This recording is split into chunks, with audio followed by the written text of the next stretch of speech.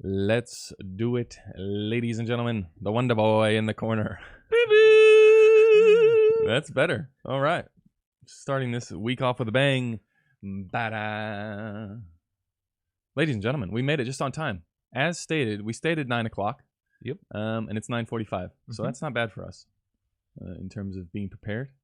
I think we did quite well there. Ian? Yeah, a couple of monitors plugged in and out, a couple of on and offs. There were some issues, but these issues won't be around forever. No way. No. New studio coming up soon. I'm almost out of here. Did I tell you that? No, you didn't? 6 weeks. This is it, ladies and gentlemen. You got 6 weeks to enjoy this beautiful studio setting. I'm pretty sad. Oh, yeah, because you can't fucking ride your bike here anymore. Yeah. You'll actually have to get in the car to come to have some fun. But, yeah, that's it. Six weeks and the house is done. I'm moving back into the family house, which will be fun. And that means new studio. So I'm going to have to come up with a studio design. The podcast is moving to a place that will actually, the old ball and chain, not only does my wife and daughter despise Ian, but, oh, perfect. Nothing like getting text messages on the screen when you're doing the live stream. From your wife saying, is that prick Ian still in our house? Hey, dipshit. You can get all your shit out of the attic. No, just family stuff. Okay. Ian, what are we doing today? What do we got on the agenda? Today, we have got the new Facebook page to talk about. Ooh. We should have brought that up as like a on the screen. Actually, I can still do that. Yeah. Okay, We've got this week's featured Patreon artist is Eamon McManus. Eamon McManus. Yep. Very strong. We've also got the rate and review iTunes challenge winner. Ooh, to be we're gonna announced. pick a winner. That'll be fun. Mm-hmm. That's something to do. Okay. I guess we don't actually need to show off the Facebook because if you're in Patreon now, you know about the Facebook. So I don't even really need to comment on there, except for the idea is that people use it. I don't know what you're going to use it for. You guys are the ones that wanted it. But I would imagine it'd be nice to talk to each other, right? If you've got work in an area, I know every time I go to a new spot and I need a first AC or I need a gaffer or I need recommendations for grip, you just ask the people that are in your contacts, DPs. And if you are new and maybe you don't know people in a certain city or maybe you're traveling to a spot and you want to see, hopefully there's someone in the Facebook group that can recommend someone that isn't dog shit. I don't know. I mean, it seems like a good idea from the outside. Even I could probably find myself using it, depending on how you guys sort of sort it out. But I would imagine that that would be the case for the Facebook group. So hopefully you go and use it and showcase your work. And it's a good opportunity to get other people's feedback besides myself and the Vendor Boy. There's been a bit of that. I like one bloke called Tim Rotbert. Yeah. He posted a couple of his stills. Yeah. And the lighting diagram, which I liked a lot. Oh, there's a lighting diagram. I like the fact that he put the lighting diagram in there. Just a simple one. Yeah. But I felt that I had much more of an understanding on what he was doing, what he was trying to do. Yeah. And I think that's a good way to go. Yeah.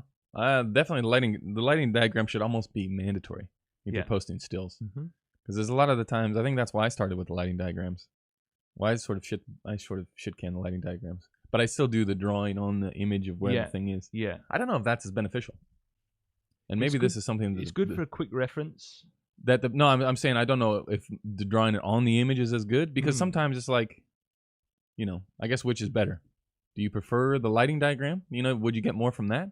Or would you get more from like what the light is doing on the person or on the thing? I think it depends because if it's your podcast ones where you're listening and you've got this little picture with your annotations on, that's easy to follow along. Whereas if someone's just posted up these pictures, stills, and then they've got the lighting diagram, that seems easier for me because you don't hear them talking about exactly where the things, where the fixtures are. Yeah, I just did it from a sort of laziness point of view because it's just easier to draw right on the image. And you do get a better understanding of where it is on their face or their shoulder and stuff like that, what's affecting what. Yeah, I guess as you add more complexity, the little things make a difference. But yeah, it should be, if you're going to put stuff on the Facebook group, it would always be nice. It doesn't take long to do a little lighting diagram in Photoshop or whatever, or Shot designer. Yeah, whatever the kids are using these days. Shot designer. Yeah, you might want to do that. Okay, well, should we start with, what should we do? Should we do questions in the Patreon? Or should we do questions in the live stream? Or should we do pick a winner? What do we got? Right, let's pick a winner. Let's go in for it. Yeah, let's go. Okay. Shall I bring... What have we got? What have we got in terms of... Maybe I should have done this too. I should have brought it up on this screen. We're going to pick somebody from a random country. We're not going to just hone in on just, the world's greatest country. I think we can branch out England. From... what? I don't know. I expected more backlash from the English community.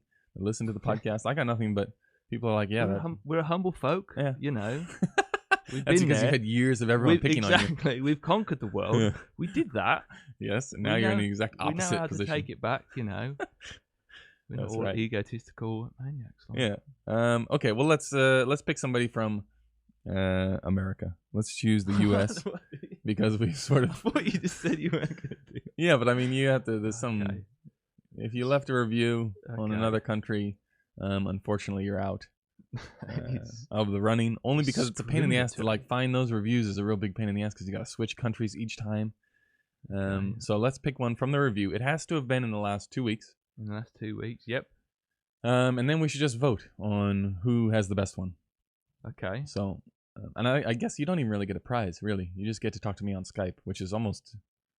as painful as one of these things. Mm-hmm. So it's not really a prize, but we'll be true to our word. Okay. Hit me with...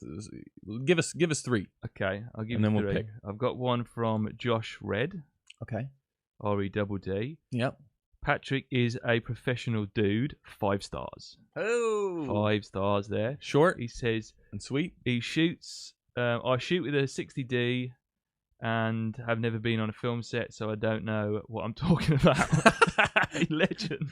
That sounds like the person that would say that I'm a DP. But I have learned a lot from listening to this podcast on my way to work. Patrick makes the information about the industry accessible. Okay. He's a professional, but talks like one of the dudes. Oh, yeah. Okay, that's probably too long. Okay, fair enough. Josh has gone on too long. So Josh, there's even well, hold on. We're gonna leave it to the people to vote here. We're not gonna just. So let's go for another one. We got Into Darkness by Sweet Feet 78. Patrick breaks down his work and the work of others to the point where it's simple to recreate some of the looks and understand what effects the tools and techniques have been used. Thereabouts. I lost the end of the sentence there. With my own ability to read long sentences. Okay. Well, okay. That's Sweet Feet. We got Josh and Sweet Feet right now. I would say that Josh is probably in the lead. There's in my books. They've all been 5 stars. Yeah. Well, that's good. So let's go top notch from Cullen $Y. Cullen Z. Okay. Let's do it. I've listened to every podcast thus far, and I look forward to every Wednesday when a new episode drops. I mean, they're all good in terms of they've all put forth the effort. That was all that we asked of them. Mm-hmm. Okay. The very first person that can type in, what have we got? We got Cullen. We got Seabass. What was the other guy's name? What was the other person? Seamus? Where's he gone? We got Josh Red. And then we've also got Sweet Feet. Okay. If anybody, the first name that anybody types in, of anyone watching this, if you type in Sweet Feet, Josh, or whatever the dude's name is, I've already forgotten, that person will win. So we're going to leave it up to the audience, whoever can be quickest. And if no one responds... I'm waiting with bated breath. Who's it going to be? Is it going to be Josh? Is it going to be Sweet Feet? Sweet Feet. Sweet Feet for the win! Sweet Pea for the win. He's got Benny Ho to thank. Well done, Benny. Benny just very ever so slightly beating out Josh from Ken Frakes. So looks like okay. Let's note that down. Can't forget fucking Sweet Feet. I'm gonna have to Skype Sweet Feet. Put that in the notes. I'll put that in the notes. Don't worry. Okay. Swipe. Well done, Sweet Feet. Now, should we get straight into this now? Yeah. Should we? I just got a little point there from Tavi Spinnington on the YouTube chat. I'm ready. Saying it's sometimes confusing when the lighting is on the frame, but the amount of work to do the lighting diagram is quite a lot. Yes. So. Yes, that is true. It is quite a bit. It's more. Yeah, I can't remember. I was only joking when I said I was doing it because I was lazy. I think I initially started because it would get so complex with things in the frame that people didn't understand what aspect was doing what, especially when it came to the neg. For some reason, people have a hard time understanding the taking of light away and seeing that, because you may put up, like, if you put up, say, for example, looking at this frame that we're looking at here of this young gal here sitting here, if you put up an 8x8 neg, just camera left of this girl, it's going to be very hard to see the difference unless you put it in exactly the right spot. Like, you could put it up and say it's 5 feet back. Well, it won't really affect the shape at all because it's overcast, or this is magic hour. So you're not really getting that. You're not getting the harshness, which means you have to really get close with that neg to take it away to see it. So I think that was my reason behind it. But who knows? Maybe I'll switch. I was doing remember the what's that program that Matt Workman's got? That Cine Designer. Yeah, I was doing the Cine Designer thing, but then it became like, I might as well do a course on Cine Designer. Yeah. By the time you go through it all, is it risk reward? I don't know. Anyway, okay, let's do it. If there's no questions, we go straight into it. Straight into Eamon McManus's work. Okay, so what are we looking at? Do you have any information on this shoots while I thumb through the? Yeah, I can give you. He sent in some decent shoot info here. Yeah. It was the client was an online Irish language YouTube channel in summer school. Okay. YouTube based. The video 60-second promos for the launch of the Songwriters for the Summer 2018 program. Yeah. It was shot on an FS7. FS7. Yep. Have you ever shot with an FS7? Nope. No, me neither. Okay. It's a bit above me. Yeah. To be honest. Above your pay grade. Yeah. Yeah. That Metabone speed booster, some Canon lenses, a 50mm 1.4 has been highlighted here, so I assume that one was used as a bit of a beast. Yeah. Atmos Shogun for a director's monitor, so a bit there. Lighting, there was one aperture 120D. Yeah. 5-foot LED LED tube lights. 5-foot LED tube. LED tube lights, which were bought from the local store. Okay. And like a homebrew. They were used with the Roscoe Sleeve 251. Yeah. That's 251. Is that full? Half? I know the higher you go, the lighter it gets. The higher you go, the lighter it gets. So that's somewhere between. That's almost full, I reckon. I think 216 is full, isn't it? The higher you go, the light. Yeah, that's half then. I don't know, actually. I can't remember. Okay. Well, that's okay. That's information. I guess we get more information as we go. But I'm just flicking through here, and first impressions, as the images get flicked through, it looks pretty good. I mean, I'm seeing some things that we'll talk about, but in terms of first impressions, it looks like we've got a few good things, and then we've got some where it goes a little bit south. So let's start. Shall we start on the woman here who we've been looking at this whole time? We're looking at a woman, and she is out in a field. And I imagine if this is for some Irish language film, it was shot in Ireland somewhere, the mother country. Huh? Oh yeah, you are. Huh? I was like, England's the mother country. Oh, Huh? not for everyone. I got the blood flowing deep. Okay, so we're in this field, and the shot before this, I don't know if Eamon has the capabilities. We need to find an easy way to put up these ads. If they don't go in the chat, like I'll just have to put them on Patreon before we start. Yeah. So that people can see. Yeah. That would make sense.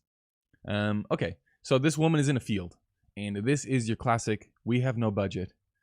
How are we going to make this look nice? You go out at magic hour. A magic hour is great for wide shots and for close-ups because the light is very soft. The hard part about magic hour is moving quick enough to be able to get the amount of shots that you need for your sequence to tell the story. That is pretty obvious. The part that isn't obvious about lighting at magic hour is creating contrast. Because the light is so soft and it's so omnidirectional, it's coming from the entire sky. It's just this huge softbox. It can be a little difficult to get shape, right? But we all know the solution to that. which would just be, and you know, in keeping with the scope of things being cheap, right? You're shooting on the FS7 with a little Canon lens. You probably don't have the world's biggest budget or a large amount of crew, but this is one part where you can use your minimal crew to your advantage, because you don't need that much to affect this image. Like this, if we look at it, where is our histogram? I mean, I guess there's some highlights in there, but the shadows are definitely lifted up. It would just feel a little bit more in line with some of the later stuff if there was just a bit more contrast in it, just a bit more crunch. And easy way to do that, you get somebody, one of your friends, one of your lackey buddies that's helping you. They're probably not lackey buddies, right? You don't refer to them as that when they're on the shoot. You probably want to be a little bit nicer with the crew that's helping out. But you just get someone to hold a 4x4 floppy. And especially in a shot like this, where you're running and gunning all over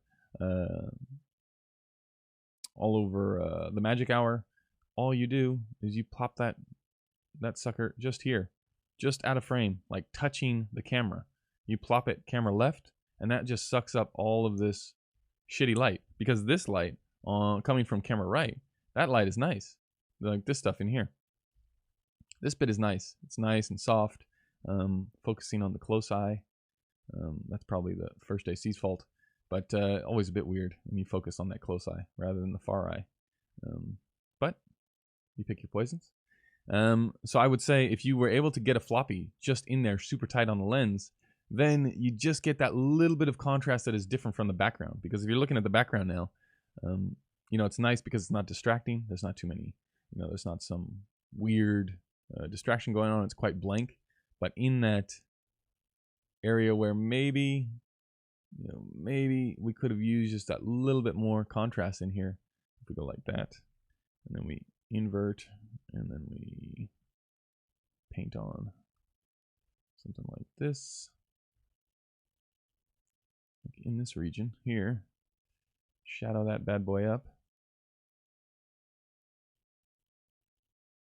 Let's see, feather, and then take you're working your magic there. Yeah, it's just like you don't need much. It's just more like if it's shape like that, off, on, you could imagine just ever so slightly just bringing it down a little bit to create, like, where do we want people to look? If it's like this, it's like it's all so flat that it doesn't create anything of interest. You know, you have to sort of point people where you want them to look.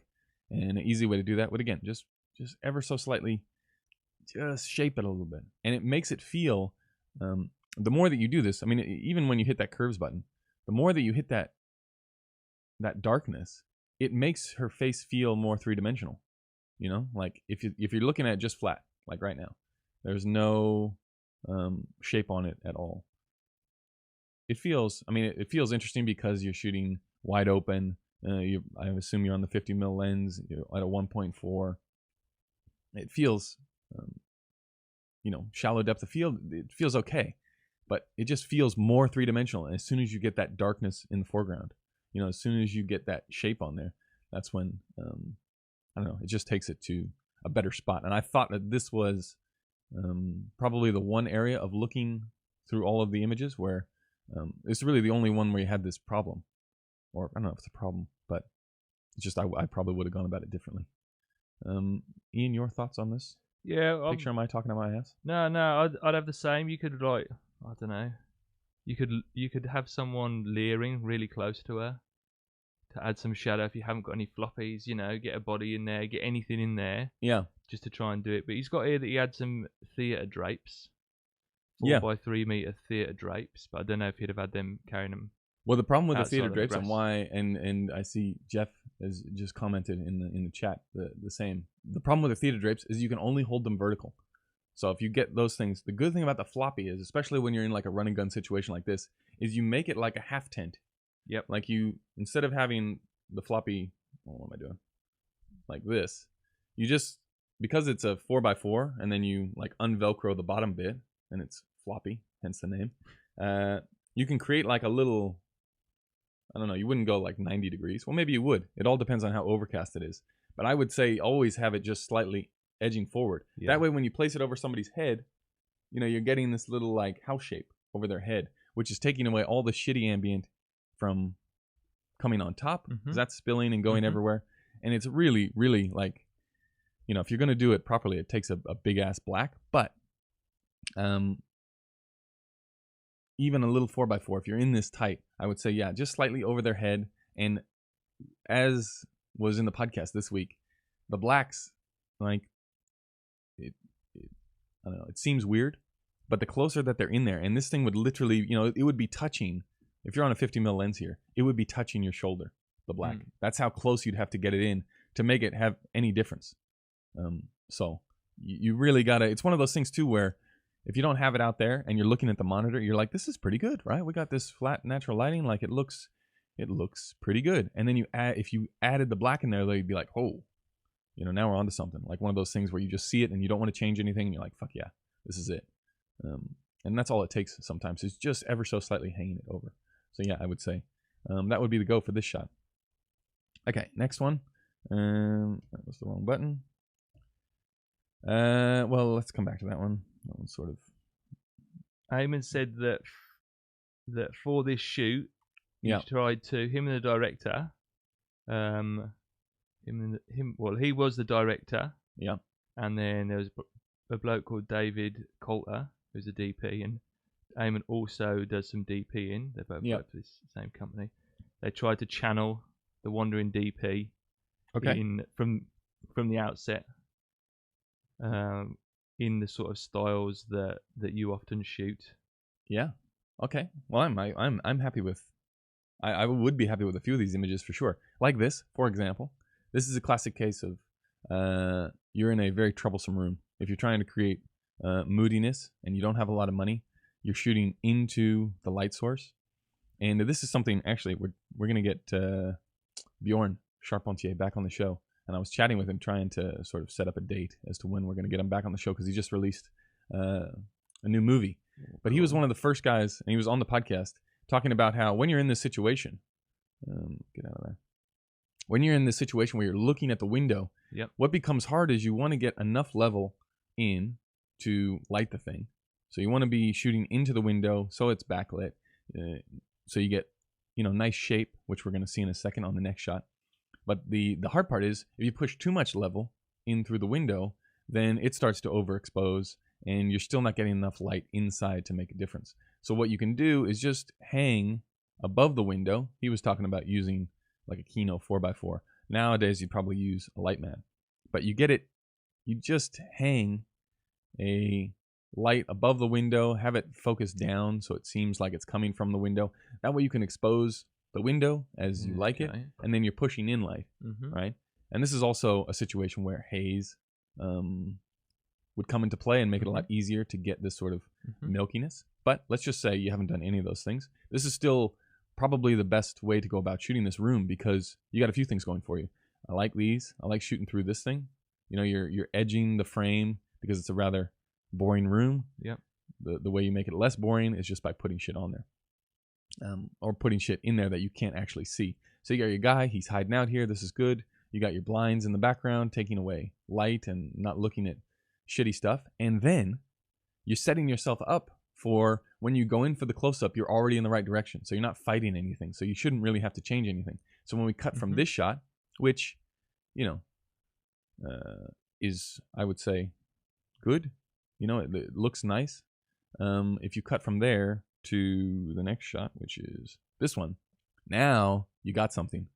Now you got the light going in the right direction. You're shooting into the backlight. All of this nice soft light from that window, which is like the window lighting this, is no longer in frame. So probably, I don't know what Eamon's done here, but probably what he would do is those blinds that were here closed in that wide shot, as you punch in, you no longer see those blinds. They're back here, right? So you open those up. That way you get more level coming from this direction, up in your backlight, but you're still shooting into the same darkness. So you're getting even more contrast where you need it, which is in here, right? You want that nice little line on the guitar. You want that nice soft light falling over the fingers. And it just is a very shapely image. Like even the background, you've got these lines going this way, You got soft light coming down this way. I mean, I think this is a strong little combo in a room that was quite difficult, you know? Mm-hmm. Always hard when you're shooting into windows in what is a fairly bland room. I think... he said they tried to use a 2-foot Kino, low to the ground inside this room, which is actually his own apartment. Yeah. But it had looked too artificial. Yeah. So maybe that's where they could have had it up. Yeah, the problem with the whole Kino thing is, as opposed to the light mat, is the Kino weighs a shit ton. Yeah. Not a shit ton, but it's not like a light. So you would have to, even in a room this small, it would have to be a serious rig to get it up and over, or you'd need a polecat to do it. With the light mat, it's slightly easier, but if you're doing like, try getting a sky panel in that position, it's a huge pain in the ass, just because it's so heavy. They had the Aperture 120 outside the windows as well to light this. Yeah, that's good. So I assume this would have been in shade then, because you're not getting really a lot of level. It would more just be blasting, which makes sense, because a lot of the times you don't need, if you're diffusing the whole window, and this may not be diffused, it may just be light from the aperture, but if you're diffusing the whole window, you don't really need as much level, because you're not trying to push anything through. You're more just lighting it up so that it's not boring. You know, if this was dark in the background, it would be boring. It's not really feeding that much level onto him. You know what I mean? You're not really pushing through that much. It's more relative to the camera exposure. So, yeah. Or, as you know, I just see John in the chat here saying, using the quasars. Yeah, you can use quasars as well. It all depends, I guess, on the amount of level and what you're competing with outside. If you're competing with, you're in the shade and it's a cloudy day, well, then you don't need that much level coming through. If you're competing with this thing getting blasted with full sun, then you're like, shit, do we compete from inside, or do we try and take that away outside? If you take it away from the outside, much bigger rigging job. Yeah. If you just leave the outside and then pump in from the inside, it's a bigger lamp. And the problem with the bigger lamps is, this is sort of true, as you see people move up the ladder of cinematography budget success and getting into bigger jobs, it's really easy to get carried away with using bigger lamps and not being able to balance them. So it gets like to a point where all of a sudden things start to look artificial, because you're not doing the same natural thing that you were doing before, because now you got access to all these tools. And it really is hard to it just takes experience to be able to paint and make it look natural. And that's the key, right? Nobody wants to see, like he was saying about using the Kino in here, if it feels sourcey, you're not doing good. You know, you should never feel like there's a lamp anywhere. It should just, unless there is a lamp. So I would say. Have you got the reverse shot of that guitar one? This one, of like the hand. Of the face. Of his face. No, I don't have the face on at hand. No, it's on the Do you do one on that sheet that he sent in? Oh yeah, that Eamon sent in. No, I do not have it. Oh, okay. Okay, let's go. Should we go to the next one? This one. Yep. Come on, now we're talking. This is where it's getting good. We've got a single light source here in the foreground. We've got something lighting up the background, and this is all you need, right? This is a classic frame of using the budget to your advantage. You find one cool angle in a room, you blur the shit out of the background, you add a little bit of highlight back there, and then you just lift the blacks. You get a little bit of backy angle. Like if this light, which is now pumping on her, you can see it's sort of hot up here. So you imagine that it's pointing down and hitting maybe her, like if we were to look at the focal point of where the light is hitting, maybe it's hitting her far shoulder, so the shoulder away from camera. Maybe it's focused there. So you're getting spill onto the hair, you're getting spill down here, onto the ground, onto the paper, but you don't need anything else. This is all you need. You got all the reflection, the natural reflection from this wood, or the natural bounce, I should say, coming from this wood back here to filling in a little bit. You're shooting into the shadow. So immediately we know exactly where to look. Like if you see this image, if the let's just say that the writing wasn't on there. If you see this image, you know exactly that you should be looking here. You know, you want to be looking where it's brightest, and then you just follow the light up. All of a sudden you're at this woman. There's a little bit of background there. You know, there's no hunting or searching. Whereas if you go to that outside shot where it just gets a little bit flatter, it doesn't feel, doesn't feel as obvious. especially if you're doing a quick ad like this, you definitely want to be showing people, hey, over here, dummy. Yeah. Next one, come on, follow with me. This one was lit with the Aperture, backlit with the Aperture, which had a regular soft dome and 5 sheets of CTO. Yep. They had it's saying that the 2 theater drapes. Yep. Just to the right of frame. Yep. Taking away the light. And then this way. He said they introduced a bounce camera side to fill in very slightly. It looks like it's coming from here. Yeah.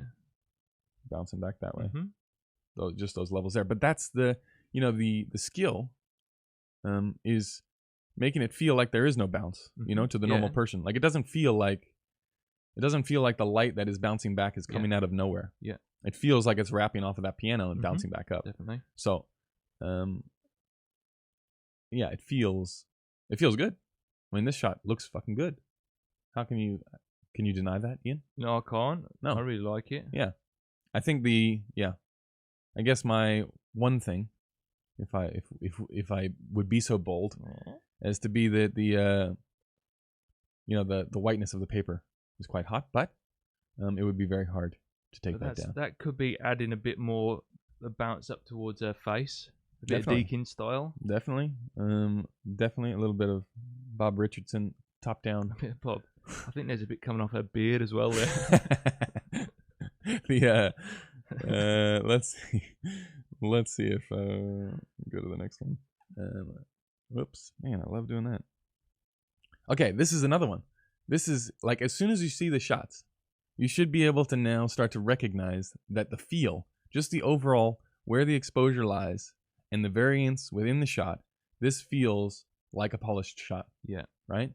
And why does it feel like a polished shot? You got the same edge, you got darkness, you're peppering the frame with light to dark, light to dark, light to dark.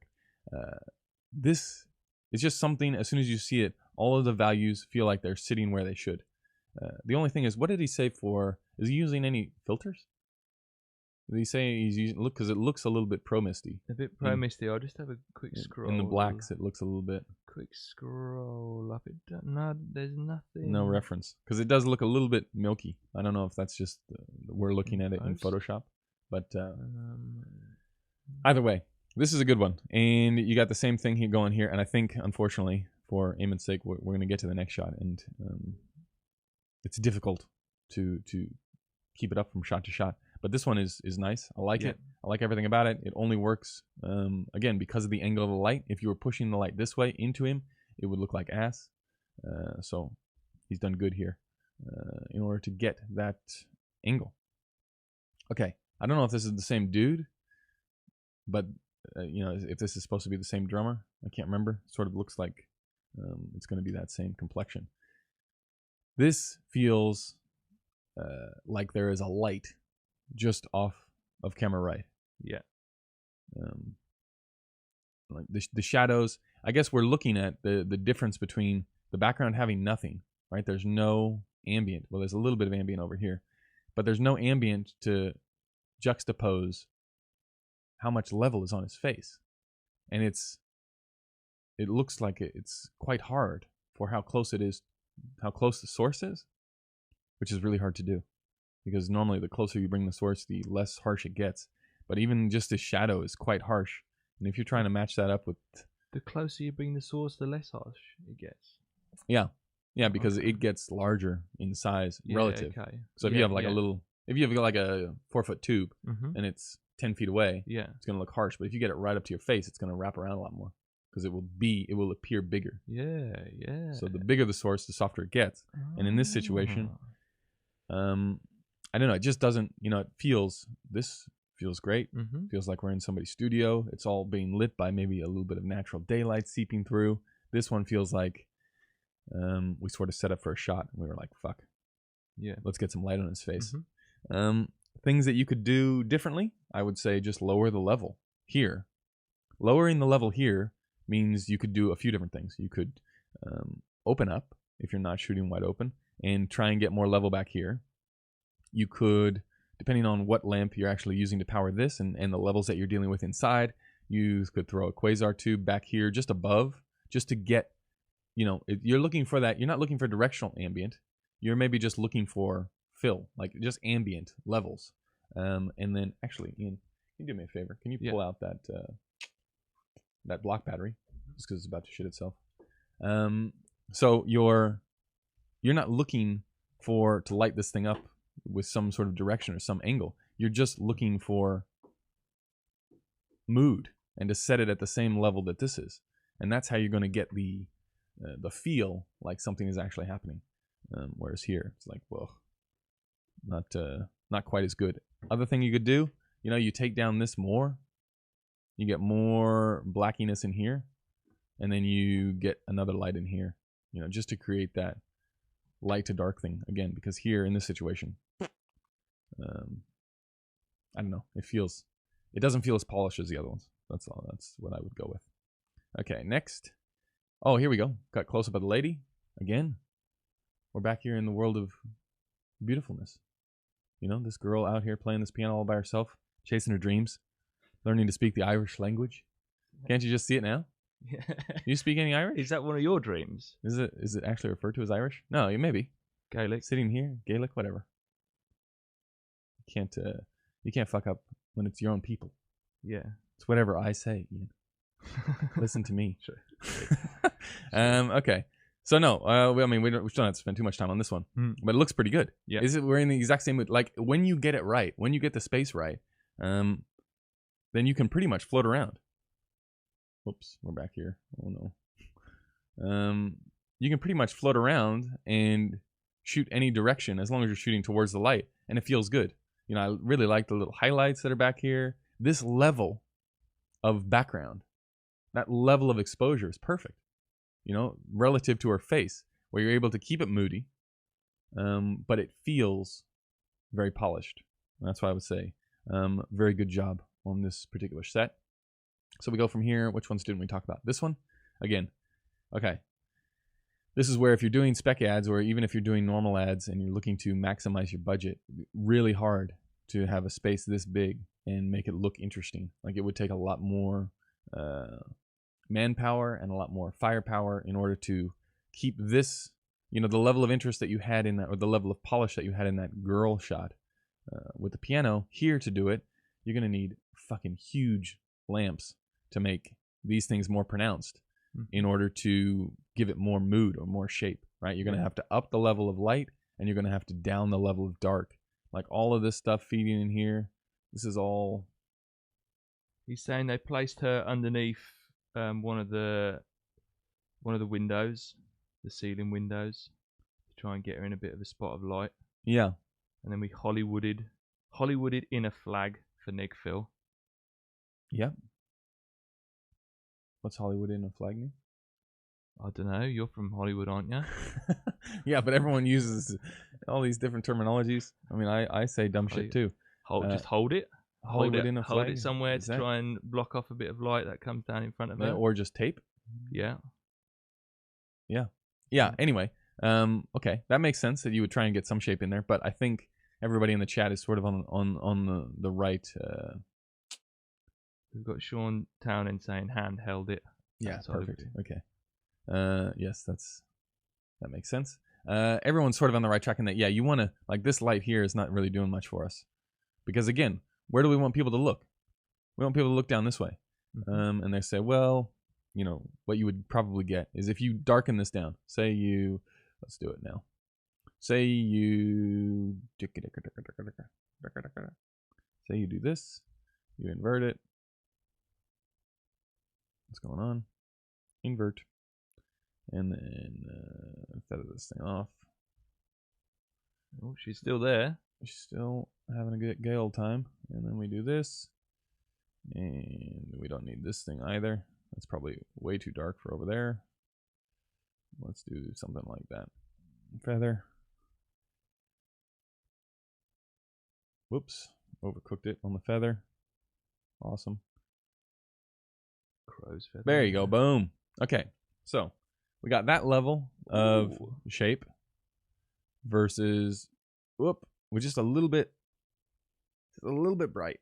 It's just a little bit, we don't know where to look. Whereas if you get this mood, your eye, especially if this was darker, even more over here. Whoops.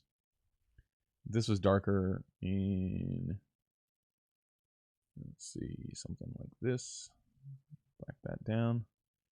In here, if that was darker, just this bit here, that just ever so slightly pushes your eyes that way. And it's really hard because it's a big space. I understand. You got not a lot of time, not a lot of cash, but you did good by placing it under the light.